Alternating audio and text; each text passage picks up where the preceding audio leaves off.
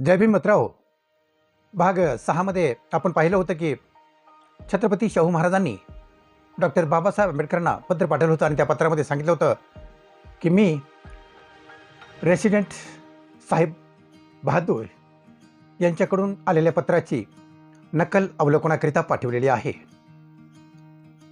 आणि 1 जूनच्या कार्यक्रमास मी उपस्थित राहणार आहे असे त्यांनी पाठीमागच्या पत्रात आपणास सांगितलं होतं. या पत्राला उत्तर म्हणून बाबासाहेबांनी त्यांना 13 तारखेला म्हणजे 13/6 म्हणजेच 13 जून 1920ला पत्र लिहिलेलं आहे.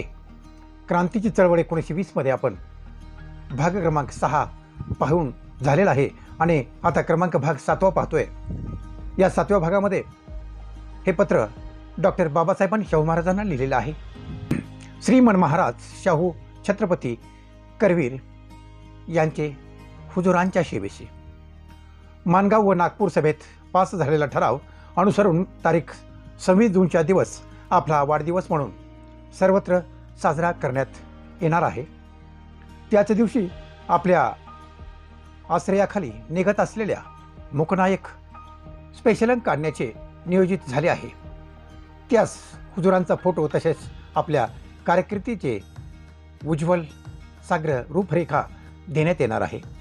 या वास्तव समाधानाची अंत्यभूत हकीकत मिळण्याबद्दल मी एक वेळा विनंती केली आहे, पण अद्याप हाती आलेली नाही व याबद्दल दिलगिरी वाटते. दिवस अगदी थोडे उरले आहेत तेव्हा मी स्वतः येऊन अवश्य असलेली माहिती गोळा करण्यास ठरवलेले आहे.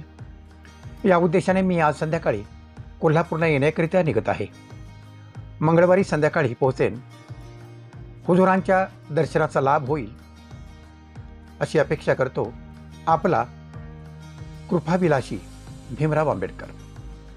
मित्र, हे पत्र बाबासाहेबांनी शाहू महाराजांना लिहिलेलं होतं आणि केवळ एकच की छत्रपती शाहू महाराजांचे कार्य या मुकनायक अंकातून प्रसिद्ध करण्याची जिज्ञासा बाबासाहेबांना होती, म्हणून त्यांनी हे पत्र लिहिलं होतं. तर आपण इथंच थांबूया मित्र हो. यानंतर भेटूया पुढील भागात, चळवळीचे पर्व या पुढील भागात. तोपर्यंत जय भीम, नमो बुद्धाय. नव्या पिढीला नवा जय भीम.